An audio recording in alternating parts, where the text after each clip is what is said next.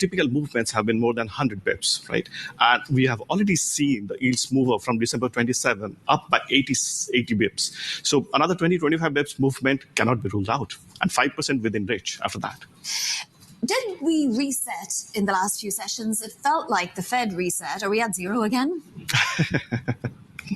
I mean, you have been seeing a lot of writings on the wall. A lot of analysts are saying that rate hikes are not out of the picture.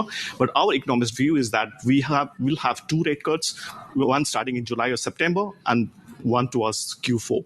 So I won't say we are at zero, but probably we are at the 70%. What makes you think that that's doable? Because we seem to have stalled out on progress on inflation. Yes, inflation is one part. Fed would not like to be very proactive in terms of which can take a decision which can actually spur the growth and inflation. But at some point of time, these high interest rates are not sustainable, and they would like to cut sometime in July and September rather than wait for the election time. Well, why would they be able to do it in July and September? Won't we have to see a string of data that shows us that inflation is back under control? Or will more people have to change their idea of what neutral is? We are getting more people doing that, by the way. Absolutely. I mean, 2% is an arbitrary number, to be honest. And if the Fed is happy at 2.8%, then so be it. What's more important for them is to probably protect the currency and job market. And if they see a little bit of weakening, and we'll have a string of data before the July FOMC meetings, that could help them take a decision at that point of time. And they're very data dependent. If we don't get services inflation moderating, can they go in July? As I mentioned, that there's a chance, right? Yes. Obviously, services, and don't forget that there is a manufacturing rebound as well. We'll have the preliminary PMIs coming out. So both PMIs as well as inflation, and if you look at the jobs data, they are the 3 important characteristics I think the Fed will be looking at. And if they remain strong, probably they will miss July. We'll look at September then. How would the Fed engineer cooler demand? Would it ever want to?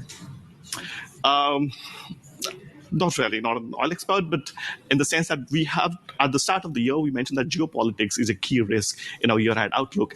And despite the recent uptick in geopolitics, we have not seen a lot of movement in oil as such. Even the treasury sell-off, was not great at that point of time. So we think that the de-escalation will happen at this point of time, and oil should be range-bound. Our economist target is $85 a barrel average for the year. And we are close to that right now, and I guess that would help with inflation dynamics as well. Is policy at this point restrictive when you see where rates are at and how, we've seen some selling in the treasury market? Some at the Fed are saying, yes, it's quite restrictive, including John Williams and Fed Chair Powell himself. How restrictive is it? I would say it would be a little bit higher than neutral, because we have seen a lot of fiscal impetus that has been given to the real economy as such. So at this point of time, even if monetary policy is restrictive, fiscal policy remains accommodative. So overall, markets are running with liquidity at this point of time. We have seen, as I mentioned, our manufacturing rebound, inflation growth has stalled. So I think Fed will wait before changing its tone to a more dovish in nature. We do have a hefty auction schedule this week. Will the market have the appetite for all of this supply? I think 5% is kind of a holy grail for the 2-year yield, right? Last time we saw that, we saw a lot of appetite. Even last week, the 20-year auction went on smoothly. So I don't think there'll be any trouble in the market digesting this amount of auction that's due. Satyajit, thank you so much for joining us. A very wonderful conversation there with Satyajit Singh, Head of Fixed Income Strategy at Emirates. Thank you. Still ahead, we speak exclusively with the